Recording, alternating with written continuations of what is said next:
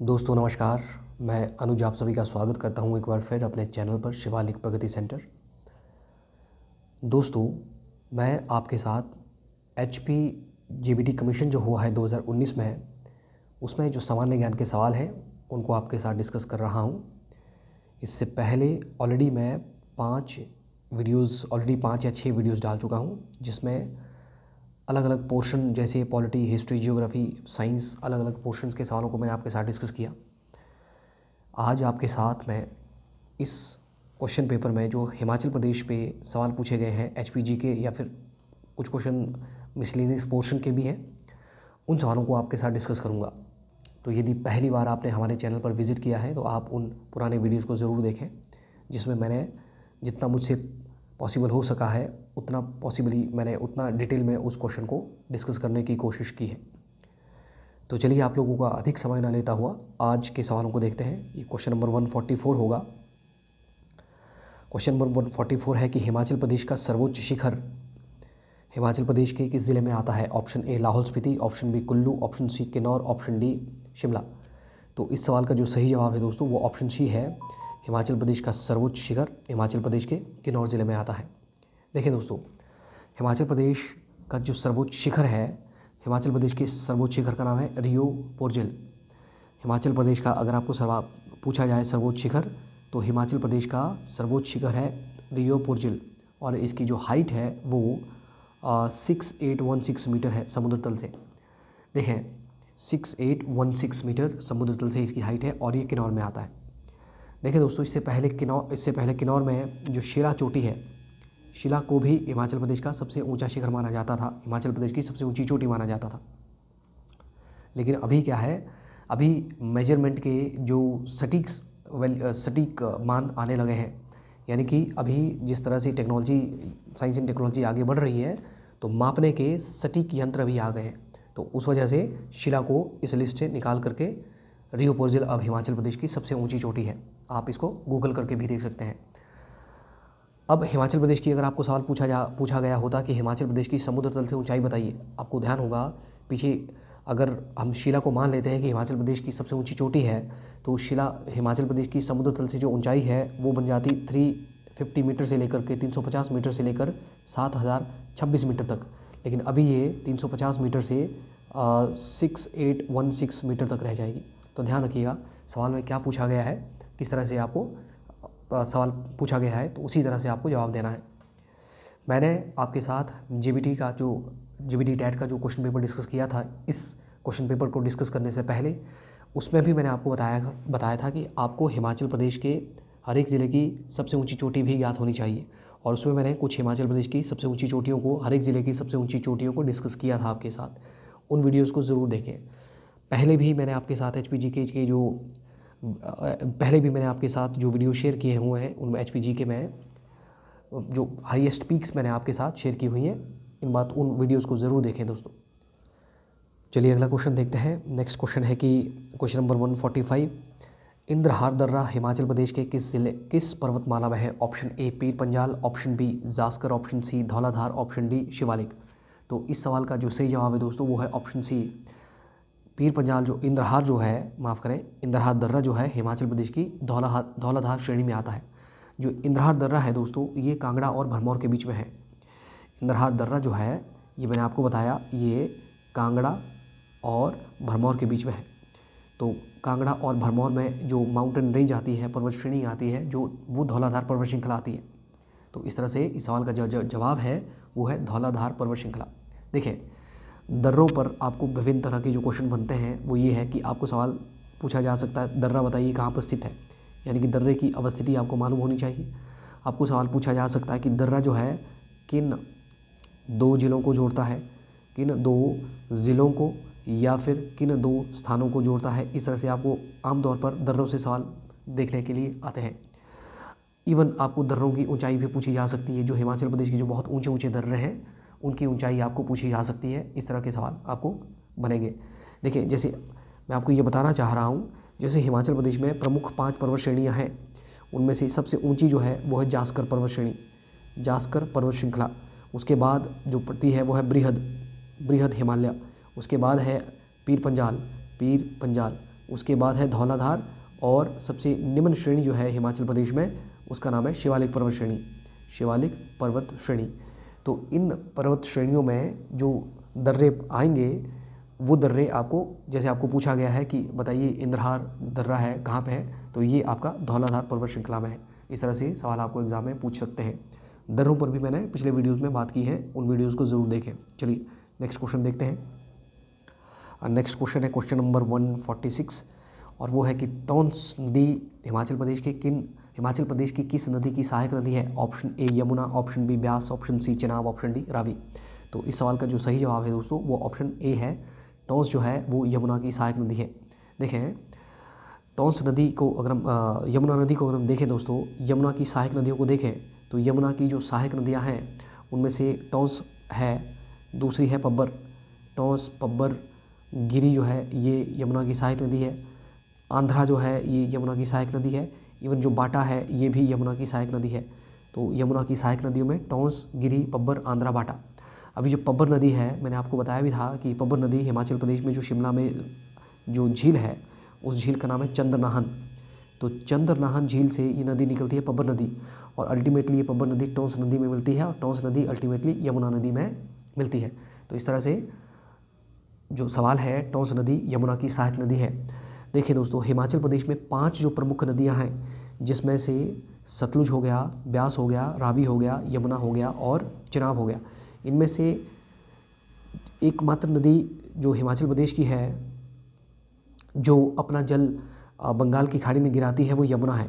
यानी कि यमुना आपको मालूम होगा ये बाद में जाकर के गंगा से मिलती है, और गंगा जो है ये बंगाल की खाड़ी में गिरती है, बंगाल की खाड़ी में अपना जल गिराती है, बंगाल की खाड़ी। बाकी जो नदियां हैं हिमाचल प्रदेश की 5 प्रमुख जिन नदियों के मैंने अभी नाम लिए वो अपना जल जो है अरब सागर में गिराती है। ध्यान रखिएगा, इस तरह के भी सवाल आपको पूछे जा सकते हैं। और ये जो टॉन्स नदी है ये उत्तराखंड से आती है। इस तरह से भी आपको सवाल पूछ सकते हैं। यूजुअली आपको 5 प्रमुख नदियों से सवाल पूछेंगे कि कौन सी नदी का उद्गम हिमाचल प्रदेश में है या किस नदी का उद्गम हिमाचल प्रदेश से बाहर है। इवन सहायक नदियों से भी आपको इस तरह के क्वेश्चन बन सकते हैं, ध्यान रखिएगा। चलिए, और जो दूसरी नदियां हैं इसके अलावा जो 4 नदियां रहती हैं उन नदियों के उद्गम, उन नदियों की सहायक नदियां ये आपको मालूम होने चाहिए। हिमाचल प्रदेश में किस जगह पर प्रवेश करती है या हिमाचल प्रदेश को किस जगह में ये छोड़ती है, इस तरह के सवालों को एग्ज़ाम में जाने से पहले ज़रूर देखें दोस्तों। चलिए नेक्स्ट क्वेश्चन है question number 147। Lady of Kelong क्या है? ऑप्शन लेडी ऑफ केलोंग है एक ऑप्शन स्थानीय हस्तकला, ऑप्शन बी लोक नृत्य, ऑप्शन सी पर्वत शिखर, ऑप्शन डी हिमनद यानी कि ग्लेशियर। जो लेडी ऑफ केलोंग जो है दोस्तों ये एक ग्लेशियर है, ये एक हिमनद है। देखिए आपको सवाल पूछा जा सकता है ये जो लेडी ऑफ केलोंग है, पहले इस पर बात करता हूँ। लेडी ऑफ केलोंग की अगर मैं बात करूँ तो इस हिमनद को ये जो टाइटल दिया था ये जर्मनी की एक महिला है, जर्मनी की महिला जिनका नाम है लेडी एलशेंगडे। उन्होंने इस हिमनद को ये टाइटल दिया हुआ है, ये उपनाम दिया हुआ है। अब ये नाम उन्होंने इस वजह से दिया क्योंकि ये जो हिमनद को जब हम देखते हैं ये देखने में एक इसकी आकृति ऐसा लगता है कि किसी महिला ने अपनी पीठ पर बोझ ढोया हुआ है, कुछ वो उठा रही है अपनी पीठ पर, इस वजह से इसका नाम पड़ गया लेडी ऑफ केलोंग। ये ग्लेशियर आपको सवाल पूछा जाए कि ये ग्लेशियर हिमाचल प्रदेश के किस घाटी में है या किस ज़िले में है, तो ये हिमाचल प्रदेश में जो लाहौल स्पीति ज़िला है उसमें जो लाहौल वाला जो भाग है उसमें जो भागा नदी निकलती है यानी कि जो भागा घाटी है उस घाटी में ये जो ग्लेशियर है ये अवस्थित है। इस तरह से भी एग्ज़ाम में सवाल पूछ सकते हैं, ध्यान रखिएगा। इवन आपको दोस्तों सवाल पूछ सकते हैं, जैसे आपको सवाल पूछ लिया जाए कि हिमाचल प्रदेश का सबसे बड़ा ग्लेशियर बताएं, तो हिमाचल प्रदेश का जो सबसे बड़ा जो ग्लेशियर है उसका नाम है बड़ा शिगड़ी। तो क्योंकि शिगड़ी शब्द का अर्थ स्थानीय भाषा में हिमनद या ग्लेशियर होता है। एक बार एग्ज़ाम में सवाल पूछा गया कि बड़ा शिगड़ी क्या है, क्या बड़ा शिगड़ी कोई नदी है, कोई पक्षी है, कोई पहाड़ी है या कोई हिमनद है। इस तरह से भी आपको एग्ज़ाम में सवाल पूछा जा सकता है। और ये जो बड़ा शिगड़ी है ये भी लाहौल स्पीति में है। इसकी जो लंबाई है इसकी लंबाई तकरीबन 25 किलोमीटर है, ध्यान रखें। इसके अलावा और भी कुछ ग्लेशियर हैं हिमाचल प्रदेश के जो आपको ज्ञात होने चाहिए। जैसे एक ग्लेशियर है लाहौल स्पीति में, उसका नाम है मियार ग्लेशियर। म्यार ग्लेशियर जो है ये हिमाचल प्रदेश का सबसे लंबा ग्लेशियर है, क्योंकि इसकी लंबाई जो है तकरीबन 28-29 किलोमीटर से 34-35 किलोमीटर तक इसकी ऐसा मानते हैं कि इसकी लंबाई है। ये म्यार ग्लेशियर जो है ये भी लाहौल स्पीति में है, ये भी लाहौल स्पीति में है। एक नदी है म्यार नदी, तो म्यार नदी को जो पानी मिलता है वो म्यार ग्लेशियर से ही मिलता है। इवन लाहौल स्पीति में एक और ग्लेशियर है, उसका नाम है मुल्किया ग्लेशियर, तो ये भी लाहौल स्पीति में ही है। इवन सोनापानी ग्लेशियर जो है सोनापानी, ये भी लाहौल स्पीति में ही स्थित है। आपको सवाल पूछा जाए कि पार्वती ग्लेशियर बताएं कहाँ पे है, तो पार्वती ग्लेशियर जो है ये हिमाचल प्रदेश के ज़िला कुल्लू में है। आपको पूछा जाए भांदल ग्लेशियर बताएं कहाँ पे है, भांदल ग्लेशियर, तो भांदल ग्लेशियर जो है ये जो बड़ा बंगाल का जो क्षेत्र है कांगड़ा ज़िला में उसके पास ये है। और भी कुछ ग्लेशियर जैसे ब्यासकुंड हो गया, भागा हो गया, चंद्रा हो गया, त्रिलोकीनाथ, ये और भी कुछ प्रमुख ग्लेशियर हैं जिनसे आपको सवाल पूछ सकते हैं। कभी कभी जो प्रमुख ग्लेशियर होता है उसकी ऊंचाई भी पूछ लेते हैं कभी कभी, ध्यान रखिएगा। चलें नेक्स्ट क्वेश्चन देखते हैं। नेक्स्ट क्वेश्चन है कि क्वेश्चन नंबर 148 है कि हिमाचल प्रदेश में ब्यास नदी पर बना निम्न में से कौन सा एक सबसे ऊंचा मृदा भरण बांध है। ऑप्शन ए है पौंग बांध, ऑप्शन बी है गुरु गोविंद सागर, ऑप्शन सी है पंडो बांध और ऑप्शन डी है इनमें से कोई नहीं। और इस सवाल का जो सही जवाब है वो ऑप्शन ए है दोस्तों। पौंग बांध जो है हिमाचल प्रदेश में ब्यास नदी पर बना सबसे ऊंचा मृदा भरण बांध है। तो इस सवाल का जो सही जवाब वो ऑप्शन ए है। देखिए जो पौंग बांध है ये हिमाचल प्रदेश के ज़िला कांगड़ा में है, गुरु गोविंद सागर बिलासपुर में, और जो पंडो बांध है ये हिमाचल प्रदेश के ज़िला मंडी में है। अब बांध या फिर उन पर जो नदियां स्थित होती हैं, बांधों के पानी रुकने से जो जो झीलें बनती हैं, उनमें से कई तरह के सवाल बनते हैं। जैसे अगर मैं पौंग डैम की बात करूं, अगर मैं पौंग बांध की बात करूं तो पौंग बांध से कई आपको सवाल पूछे जा सकते हैं। ये जो पौंग बांध है जैसे मैंने आपको बताया ये हिमाचल प्रदेश के कांगड़ा ज़िले में स्थित है। इसका जो नाम है, इसका नाम है महाराणा प्रताप सागर। इस तरह से भी आपको सवाल पूछा जा सकता है कि किस बांध का नाम महाराणा प्रताप सागर है, तो ये पौंग बांध का ही नया नाम है महाराणा प्रताप सागर। इसका जो निर्माण शुरू हुआ था 1960 में और 1975 में ये बांध बन करके तैयार हुआ था, जो कि हिमाचल प्रदेश का सबसे बड़ा मृदा भरण बांध बन गया। जो पौंग बांध है दोस्तों, इसमें इसकी खासियत ये है कि जो इसमें जो माइग्रेटरी बर्ड्स होते हैं, जो विदेशी पक्षी होते हैं, उनके आगमन के लिए ये बहुत ज़्यादा फेमस है। इवन एक पक्षी है जिसका नाम है लाल गर्दन वाला जो ग्रीब पक्षी है, एक पक्षी है उसका नाम है ग्रीब। तो ये जो ग्रीब पक्षी है इसकी गर्दन लाल होती है। ये पक्षी राजस्थान के बाद दूसरी जगह जहाँ पे ये पाया गया वो हिमाचल प्रदेश का पौंग बांध है, ये इसकी खासियत है। इसीलिए इवन जैसे मैंने आपको बताया कि बहुत सारे विदेशी पक्षी जो माइग्रेटरी बर्ड्स होते हैं वो हर साल यहाँ पे आते हैं। इस वजह से 1983 में ये जो पौंग बांध है इसको एक वाइल्ड लाइफ सेंचुरी में कन्वर्ट कर दिया गया, यानी कि वाइल्ड लाइफ सेंचुरी इसको बना दिया गया। आपको सवाल पूछा जा सके, अगर आपको सवाल पूछा जाए कि पौंग बांध का जो मैनेजमेंट है या इसका जो प्रबंधन है, मेरे कहने का मतलब, या फिर वर्तमान में इसके प्रबंधन को कौन देखता है, तो इसका प्रबंधन जो है वो BBMB देखता है, भाखड़ा ब्यास मैनेजमेंट बोर्ड। तो ये वर्तमान में पौंग बांध के प्रबंधन को देखता है। इस तरह से भी आपको एग्ज़ाम में सवाल बन सकते हैं, ध्यान रखिएगा। देखिए दोस्तों, हिमाचल प्रदेश में 3 रामसर आर्द्रभूमि स्थल है। हिमाचल प्रदेश में 3 रामसर आर्द्रभूमि स्थल हैं, यानी कि हिमाचल प्रदेश में 3 रामसर वेटलैंड जो साइट्स हैं वो 3 हैं। उनमें से एक तो पौंग बांध है, दूसरा जो है वो है रेणुका जो झील है, रेणुका झील के आसपास का क्षेत्र, और तीसरा जो स्थल है जो वेटलैंड में है वो है चंद्रताल। तो इस वजह से भी ये सवाल बहुत ज़्यादा ज़रूरी बन जाते हैं। इवन जो भारत का जो ministry of environment, forest and climate change, यानी कि भारत में जो पर्यावरण, वन और जो जलवायु परिवर्तन मंत्रालय है, उसने हिमाचल प्रदेश में जो रिवाल्सर है और हिमाचल प्रदेश का जो खजियार है उसको भी वेटलैंड्स ऑफ नेशनल इम्पोर्टेंस घोषित कर दिया है। पर अगर आपको सवाल पूछा जाए हिमाचल प्रदेश में कितने रामसर आर्द्रभूमि स्थल है, तो 3 है, ध्यान रखिएगा। जो गोविंद सागर है, गोविंद सागर झील, जैसे इस सवाल में पूछा गया, गोविंद सागर झील जो है हिमाचल प्रदेश की सबसे बड़ी झील है, ध्यान रखें, हिमाचल प्रदेश की सबसे बड़ी झील अगर आपको पूछा जाए तो सबसे बड़ी झील गोविंद सागर ही है। देखिए दोस्तों, जो झीलें होती हैं, जो लेक्स हैं, या तो वो मैन मेड है या वो नेचुरल है। तो सबसे बड़ी अगर आपको पूछा जाए झील, तो इस सवाल का जो जवाब होगा वो गोविंद सागर होगा। सबसे बड़ी आपको पूछा जाए प्राकृतिक झील, नेचुरल लेक, इसका आंसर होगा रेणुका झील, जो कि हिमाचल प्रदेश के ज़िला सिरमौर में है। अगर आपको सवाल पूछा गया होता कि सबसे बड़ी मैन मेड झील, तो इस सवाल का जवाब भी गोविंद सागर झील होगा। भाखड़ा बांध के बनने से पीछे जो झील का निर्माण हुआ है, उस झील का नाम है गोविंद सागर झील। इस झील को हम गोविंद सागर का जो नाम दिया है, वो गुरु गोविंद सिखों के जो 10वें गुरु थे, उनके नाम से इसका नामकरण हुआ है। इस झील में जो देवली है, जगह देवली में जो भारत का सबसे बड़ा मत्स्य प्रजनन केंद्र है। जब ये बना था तो उस समय ये एशिया का सबसे बड़ा मत्स्य प्रजनन केंद्र था, ध्यान रखना। और यहाँ पे जो मछलियों का उत्पादन यूजुअली किया जाता है, उनमें से सबसे जो फेमस, सबसे प्रमुख रूप से महाशीर मछली का यहाँ पे उत्पादन किया जाता है। ये जो गोविंद सागर झील है, ये लगभग 170 वर्ग किलोमीटर एरिया में फैली हुई है। और इसकी लेंथ अगर देखेंगे, इसकी लंबाई की बात करेंगे, तो लगभग 90 किलोमीटर ये लंबी है।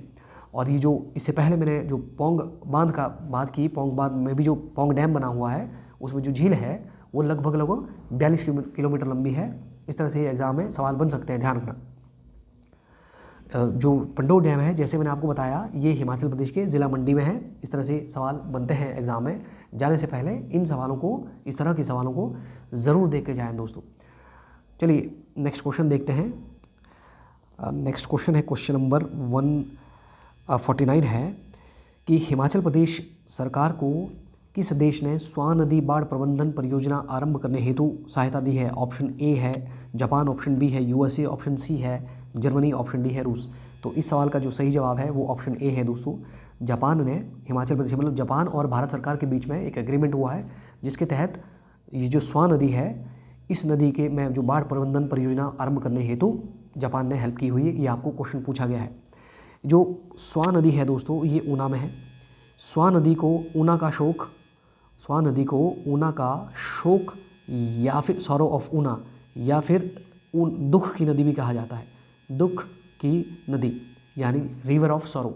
स्वान नदी जो है, ये हिमाचल प्रदेश में जो ज़िला ऊना है, उस ऊना ज़िला को लगभग दो बराबर भागों में बांटने वाली नदी है। जैसे कि जो सिरमौर में, अगर आपको मालूम हो, सिरमौर में भी एक नदी है, उस नदी का नाम है गिरी। जो गिरी नदी है, सिरमौर को 2 बराबर भागों में बांटती है। उसी तरह ऊना में जो नदी है स्वान नदी, ये ऊना को 2 बराबर भागों में बांटती है। स्वान नदी जो है, ऊना में जो शिवालिक पर्वत श्रृंखला है, जिसको ऊना में अलग अलग नामों से जानते हैं, जैसे ऊना में इसको 16 सिंगी रेंज भी कहते हैं। ये प्रमुख रूप से ऊना और हमीरपुर में है, ध्यान रखें। 16 सिंगी रेंज, 16 सिंगी धार भी आपको पूछा जा सकता है। 16 सिंगी धार ये ऊना और हमीरपुर में पड़ेगा। इवन हमीरपुर की जो सबसे लंबी धार है वो 16 सिंगी है। तो इसका जो दक्षिण वाला जो स्लोप है, वहाँ से ये स्वान नदी निकलती है। इस तरह के सवालों को भी एग्जाम में आपको पूछा जा सकता है। चलिए नेक्स्ट क्वेश्चन देखते हैं। अगला क्वेश्चन है कि क्वेश्चन नंबर 150 है कि हिमाचल प्रदेश के किस ज़िले में सेचुतवान नाला वन्य जीव अभयारण्य है। Option A Mandi, option B Kullu, option C है ऊना, ऑप्शन डी है चंबा। तो इस सवाल का जो सही जवाब है दोस्तों, वो ऑप्शन डी है। सेचुतवान नाला जो है, ये चंबा में है।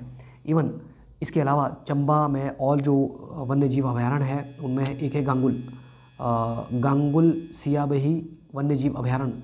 काला टोप आपसे पूछा जा सकता है, तो काला टोप भी चंबा में ही, हिमाचल प्रदेश के ज़िला चंबा में है। कुगती बहुत ही ज़्यादा ज़रूरी है, कुगती हो गया। और सेचुतवान नाला आपको पूछा गया है। टुंडाह पूछा जाता है कई बार। टुंडाह जो है, ये हिमाचल प्रदेश के ज़िला चंबा में आने वाले प्रमुख वन्य जीव अभयारण्य है। मंडी में जो वन्य जीव अभयारण्य है, एक है नारगू, दूसरा है शिकारी देवी, और जो तीसरा वाइल्ड लाइफ सेंचुरी ज़िला मंडी में है, उसका नाम है बांदली। कुल्लू ज़िला में जो प्रमुख वन्य जीव अभयारण्य है, उनमें से एक है दोस्तों कियास, दूसरा है कन्वर, और आपको खोखन पूछा जा सकता है। जो खोखन है, ये भी कुल्लू में एक प्रमुख वन्य जीव अभयारण्य है। इवन मनाली जो है, ये कुल्लू में प्रमुख वन्य जीव अभयारण्य है। हिमाचल प्रदेश में जितने भी 25-26 वन्य जीव अभयारण्य हैं, वो वन्यजीव अभयारण्य आपको मालूम होने ही चाहिए, लेकिन उनमें से कुछ एक वन्यजीव अभयारण्य, कुछ एक पशु या पक्षियों के लिए बहुत ज़्यादा फेमस है, वो आपको ज्ञात करना है, उनको ज़रूर देख के जाएं। चलिए नेक्स्ट क्वेश्चन देखते हैं। अगला सवाल है कि क्वेश्चन नंबर 151, हिमाचल प्रदेश के किस ज़िले में सेब कृषि का कोई क्षेत्र नहीं है? Option A Kullu, option B Shimla, option C Solan, option D इनमें से कोई नहीं। तो इस सवाल का जो जवाब है दोस्तों वो है ऑप्शन डी, इनमें से कोई नहीं, क्योंकि कुल्लू, शिमला और सोलन के भी कुछ हिस्सों में सेब की कृषि की जाती है। तो इस सवाल का जो जवाब है वो इनमें से कोई नहीं है। क्वेश्चन नंबर 152 अगर हम देखें तो ये है कि हिमाचल प्रदेश राज्य विद्युत मंडल की रचना किस वर्ष हुई थी? Option A 1975, option B 1978, option C 1983, option D इनमें से कोई नहीं। तो Himachal Pradesh state electricity board की जो स्थापना हुई है दोस्तों वो 1971 में हुई है। वो 1971 में हुई है, सितंबर 1971 में जो स्टेट इलेक्ट्रिसिटी बोर्ड है उसकी स्थापना हुई है। 1 सितंबर 1971 को इसकी स्थापना हुई थी। तो इस वजह से इस सवाल का जो जवाब है वो ऑप्शन डी बनेगा। हिमाचल प्रदेश में जो प्रमुख संगठन है, या जैसे ये आपको सवाल पूछा गया इलेक्ट्रिसिटी बोर्ड कब बनाया गया, इवन एक बार मैंने सवाल देखा, हालांकि वो सवाल जो कंडक्टर का जो एग्ज़ाम हुआ था उसमें पूछा गया था कि हिमाचल प्रदेश परिवहन का निर्माण कब किया गया। इस तरह के सवाल आपको एग्ज़ाम में देखने में मिल सकते हैं। जैसे आपको सवाल पूछ लिया जाए कि हिमाचल प्रदेश लोक सेवा आयोग का, आपको सवाल पूछा जाए हिमाचल प्रदेश लोक सेवा आयोग का गठन कब किया गया है, तो हिमाचल प्रदेश लोक सेवा आयोग ने भी अप्रैल 1971 में इसकी स्थापना की गई और उसके बाद ही इसने काम करना शुरू कर दिया। आपको सवाल पूछा जा सकता है हिमाचल प्रदेश लोक सेवा आयोग या जो हिमाचल प्रदेश राज्य लोक सेवा आयोग जो है वो कहाँ पे स्थित है या उसकी अवस्थिति के बारे में बताएं। तो ये जो है ये शिमला में जो निगम बिहार में है, निगम बिहार। तो इस तरह से भी एग्ज़ाम में सवाल आपको पूछा जा सकता है। आपको सवाल पूछा जा सकता है हिमाचल प्रदेश में लोकायुक्त की नियुक्ति कब की गई थी, तो ये 1983 में किया गया था। टैट में ये सवाल पूछा गया था, आपको कमीशन में भी पूछा जा सकता है, ध्यान रखिएगा। चलिए नेक्स्ट क्वेश्चन देखते हैं। अगला क्वेश्चन है कि क्वेश्चन नंबर 153 है कि कालका शिमला रेलवे लाइन की लंबाई है option A 90 kilometre, option B 96 kilometre, option C 100 kilometre, option D 103 kilometre. तो इस सवाल का जो सही जवाब है वो ऑप्शन बी है दोस्तों। कालका शिमला रेलवे लाइन की जो लंबाई है वो अप्रॉक्सीमेटली 96 किलोमीटर है। तो ये इस सवाल का सही जवाब है। कालका शिमला जो रेल मार्ग है दोस्तों, यहाँ से आपको और भी कुछ सवाल पूछे जा सकते हैं, तो वो सवाल भी मैं आपको यहाँ पे बता देता हूँ। कालका शिमला रेलवे ट्रैक, तो कालका शिमला रेल मार्ग का जो निर्माण हुआ है ये काम शुरू हुआ था 1893 में और ये 1903 में बनकर के तैयार हुआ था। ये सवाल भी कई बार एग्जाम में पूछा गया है कि कालका शिमला रेल मार्ग कब बनकर के तैयार हुआ।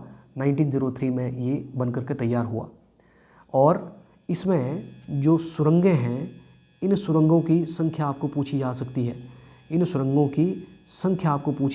है। तो कुल सुरंगें दोस्तों इसमें 103 है, लेकिन अभी वर्तमान में 102 ही एक्टिव है। और सबसे लंबी जो सुरंग है इसमें, उस सुरंग का नाम है बड़ोग सुरंग। सबसे लंबी जो सुरंग है उस सुरंग का जो नाम है दोस्तों वो बड़ोग है। ये लगभग 1100 मीटर की है। इस तरह, और ये जो कालका शिमला रेलवे ट्रैक है दोस्तों, इसको यूनेस्को ने अपनी जो वर्ल्ड हेरिटेज साइट्स होती हैं उस सूची में इसको डाला हुआ है। ये सवाल भी आपको पूछा जा सकता है। 2007 में यूनेस्को ने कालका शिमला रेलवे मार्ग को अपनी जो सूची में डाला हुआ है। और कभी कभी आपको सवाल पूछते हैं, देखो दोस्तों जो रेलवे ट्रैक होते हैं, ये या तो ब्रॉड गेज होते हैं या तो स्टैंडर्ड गेज होते हैं या फिर ये आपके 1 मीटर गेज होते हैं, 1 मीटर गेज, और या फिर ये नैरो गेज होते हैं। नैरो गेज का मतलब ये इनकी जो चौड़ाई है, दो रेलवे ट्रैक्स की जो चौड़ाई है वो 1 मीटर से कम होती है। तो इस तरह से नैरो गेज ये नाम बना है। तो ये जो कालका शिमला रेलमार्ग है, या जो पर्वतीय क्षेत्रों में जो रेलमार्ग बनते हैं वो नैरो गेज होते हैं। इनमें इनके बीच का जो अंतर है, इनके जो 2 ट्रैक्स हैं, इनका जो बीच का जो अंतर है वो 2-2.5 फुट के आसपास होता है। 2.5 फुट के आसपास वो अंतर होता है। तो ये भी आपको क्वेश्चन पूछा जा सकता है कि ये किस तरह का है, ब्रॉड गेज है, नैरो गेज है, स्टैंडर्ड गेज है या फिर 1 मीटर है।